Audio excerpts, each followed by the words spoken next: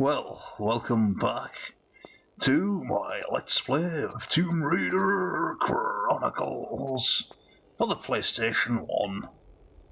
Or the PlayStation, or the PSX, as I now rename all of my Let's Plays that were on PS1, the PSX, because I think it's cooler. It's got X, and X is for the fact that it's the original PlayStation. Yep, so it goes PSX, PS2, PS3, PS4, and before long, there's going to be a PlayStation 5. I'll have you know I've got a PS4 and it works. And I do play more modern games, I just don't record them because I don't have the software yet. And, I don't know, I mean, modern games are alright, but, and of course, oh fantastic, I found the secret. And of course with each generation you do get graphical leaps, so the graphics are getting better. But the gameplay and the story, not necessarily. Like I said, still my favourite game from recent times is still Grand Theft Auto 5.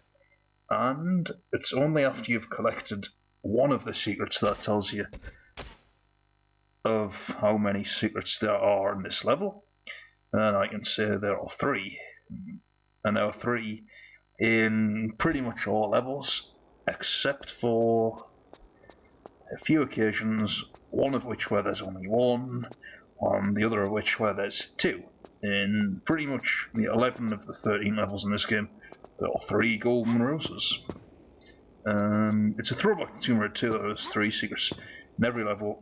Every secret was a dragon, but each dragon was of course a different colour. They were stone, jade, and then often the hardest one one could get would be the gold. But in that game, there was no reward for getting all the secrets, whereas in Chronicles, if you find them all, it unlocks something called special features on the start menu, where you get character concepts and drawings of both this game and the initial designs for Angel of Darkness, which is pretty cool, to be honest. But, however, if you complete the game and you don't find all the secrets, and you don't get the special features menu, you can actually press a cheat in to get it on, and then you'll unlock everything with the cheats, so which is pretty cool, to be honest, yeah. And yeah, and since I don't necessarily get all the secrets in this playthrough, I'll of course be pressing the cheat in to unlock the special features menu.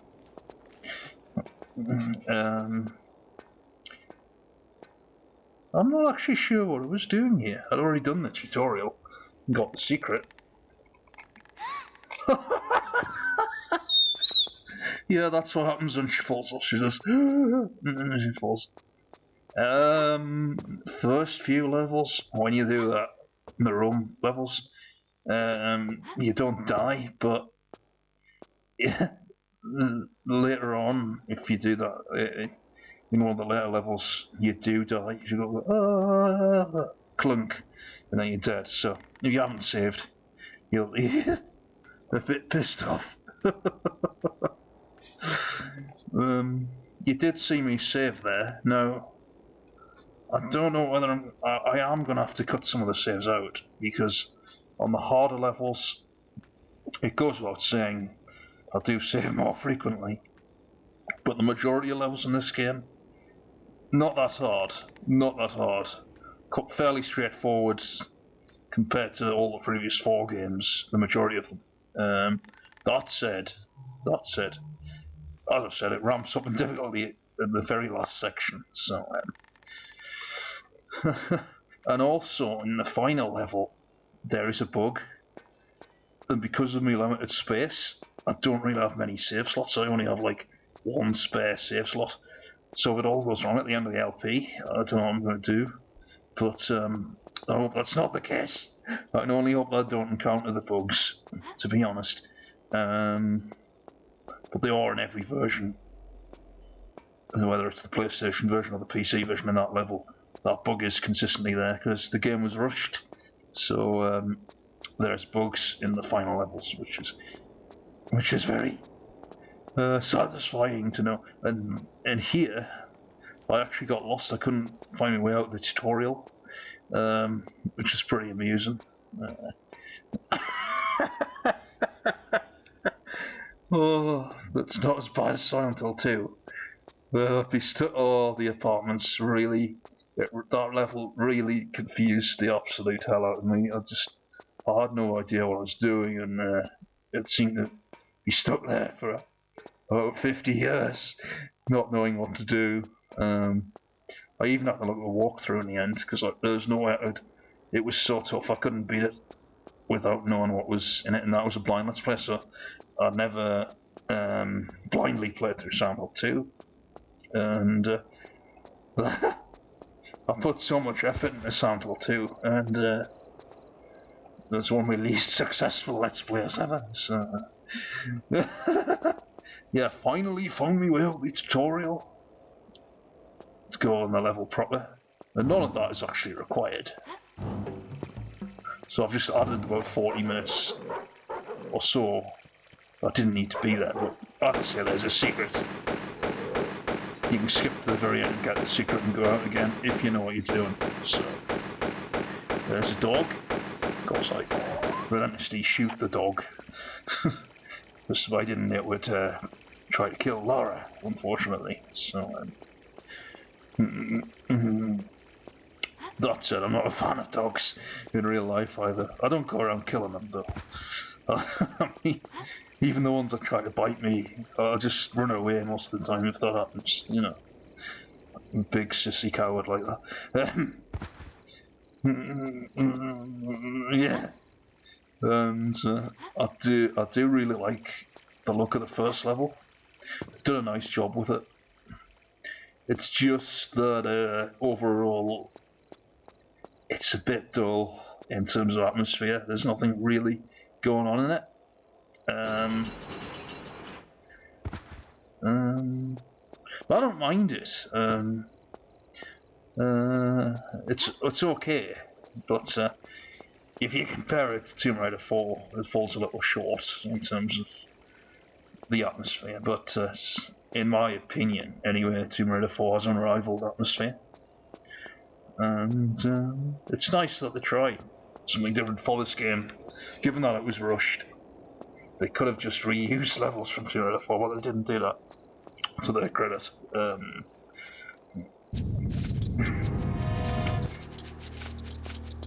And what I just pulled out there was a block, and the bats are back from Tomb Raider 3, except whether they're very wooden looking in Tomb Raider 3 and it didn't actually damage you. In this game they do damage you, and you have to try and get away from them. That's why I was doing those rolls there. Try and avoid Laura taking too much damage from the bats there.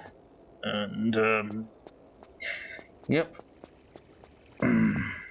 This area can be a bit confusing. There's lots of alleyways and stuff like that you can easily overlook, especially if you're playing it for the first time. And that can lead to you missing secrets and pickups and stuff like that. But you don't need all the pickups to finish the area, and you don't need the secrets either. So, but it's helpful to collect obviously as many pickups as you can, because you might run short on items if not. So yeah, that's the case. And here, I think I've already put my hand in his mouth. And I like the water effects of this game, much like the ones of the previous Tomb Raider. Oh yes. I look forward to Let's Playing the other Tomb Raiders as well, for that matter. I pretty much ordered them online and got them all within a few days of each other. The funniest thing was, even though I ordered Chronicles first, because that was the one that I prioritised for this LP, it actually arrived after all of the other games arrived, which is mildly amusing. Actually, I think 3 of the games arrived at once, And they were 2, 3, and 4. And then a few days later, Chronicles and 1 arrived at the same time. So, yes, I say 1, but the original Tomb Raider wasn't called Tomb Raider 1, it was just called Tomb Raider. The numbered Tomb Raiders are 2, 3, 4, 5, because they came after it, of course. For those looking to find out this information, that could be useful. Trouble is, though, there are so many other Let's Plays of this game on the internet that I'm probably telling you nothing new. Indeed, it took me 7 years to actually do this game. The Italian Job, even though that was done 3 years ago. 4 years? 4 years ago! Yeah, 4 years ago. It took 3 years to do that, even. So, and I had that game to hand. So, I used to have this game to hand, but all of the original Tomb Raiders went missing some years ago, so I had to recollect them for quite a cheap price. Some of them are cheaper than others, and you do have to pay for posting if you order stuff online. And that's just the way things are. And they bring back that feature from Tomb Raider 2, you smash the windows. It was sort of in 3 as well, where you smash, like... But not really, because you smash, like, darker windows. Well, less obvious. Not really windows, really, but this dog surprised the fuck out of me. So much so that it nearly killed her. It blocked half a light bulb off. But,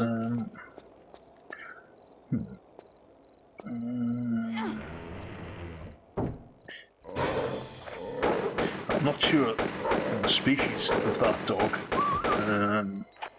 I think it's a Doberman, but I'm not sure. Not a Rottweiler. It's the colours of a Rottweiler, but if you look at the ears, it has big ears. So, yeah, there is confusion there. But there it is with me. For some reason. Because, not always, but most of the time. Shotgun shells. As an indication we'll be getting a shotgun at some point.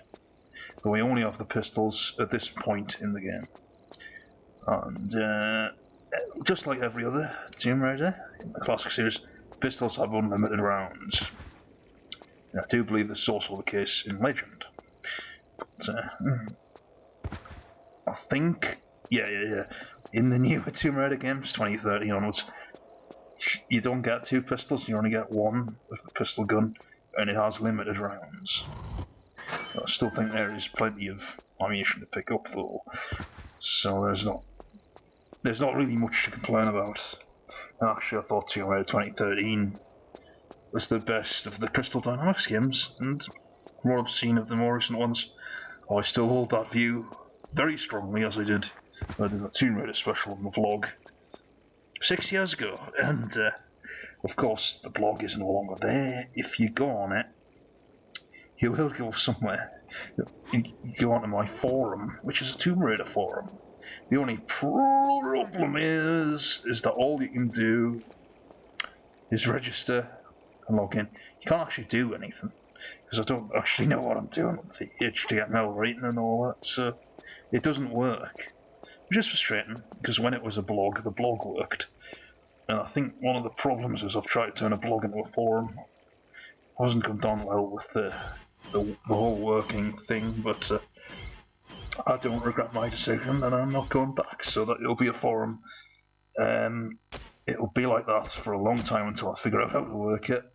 And when it does work, hopefully I can get more users. It could be a credible threat to the Tomb Raider forums. So Justin Jafar, you'd better watch out, because my forum will be superior to yours in every way, shape and form. And it will keep up with their social media, so it won't ban people from multiple accounts. However, because it will allow you to change your name from time to time, the use of multiple accounts probably won't be needed at all. But it will be allowed, just in case you want for whatever reason to create another account. So it's kind of contradictory to all other forums I know. I don't care, really. That was the whole point of it. That was the whole point of it in the first place. Remove some of the restrictions that you get on forums and have a forum that allows a greater technical variety of freedom for the users. And when it works, it'll be good. When it works, it will live up to its name, Alternative Tomb Raider Forums. And hopefully that will be the case one day. But it's not high on the list of priorities now, because high on the list of priorities was to get back into Let's Playing. And what the previous LP I've done was just to get me back in to doing this, because it had been over a year since I've finished Silent Hill 2. And though there was videos posted on my channel last year, not one of them was a Let's Play, so yeah, for some reason I've got Larson here, and I never remember that being the case. I always remember it being the case when he got to the top level. And I thought, oh, I've got rid of him on the bottom level, great, I won't see him again. No, as you're about to see, I also get him on the top level. So there's a lot of fighting. Did I say Winston there? I meant to say Larson. Winston's a butler. Larson is one of her rivals, Larson and Pierre, in the early days. They tried to kill each other quite a bit. And, oh yeah, I've got the garden key. That looks like the Star of David to me, which it probably is based off, which is the Israeli flag, I believe. So yes. And it's so funny that so many wars around the world are just based on the fact that you believe different things ideologically in terms of religion. It's such bullshit, but at least when we were fighting in World War II, we had like legitimate enemies, like the Nazi Germans were obviously completely crazy and hell-bent on world domination, so we didn't want them to just take us over, so we did everything in our power to fight against that. Now people start wars for, it's all about terrorism, it's all about religious groups, it's all about sheer hatred. We don't seem to properly have any proper wars since World War II. Well, even the Vietnam War was complete bullshit. It was, well, they're communist, we don't want communism to take over the world. But it's sort of war against them. For no reason, you know. That said, America does very well when it's at war, because a lot of the business is actually in developing warplanes and ships and tanks. And they make a lot of money. Let's just say that makes a lot of money. So when they actually have to produce them to go to war, they make billions of dollars. Oh yeah. That's just the way it is, though, and I suspect it's the same in every country. Every Western country, anyway. That the arms to produce to go to war, they make a lot of money when there's a war on to go to. The problem is when you're fighting terrorists, you're not fighting a country anymore, you're just fighting one individual. It's stupid delusions. It becomes a lot harder to combat that, obviously. So you'll never get rid of terrorism completely under that one. I don't know what I'm going on about. This is Tomb Raider Chronicles, for God's sake. There's slight delay there. I was worried that she was stuck, but obviously that didn't. And I love this tune that's playing now. Absolutely top notch. Peter Connolly, the top composer, my favourite of all the Tomb Raider composers so far, by quite some margin. And Nathan McCree's pretty good as well. The modern ones, not so much. Because they are good, they aren't, but they aren't legendary like these ones, like the classic composers, you know, the classics. These are the classic games. This is the classic music. Well, I had an epiphany a while ago that though I used to only consider the original 5 games the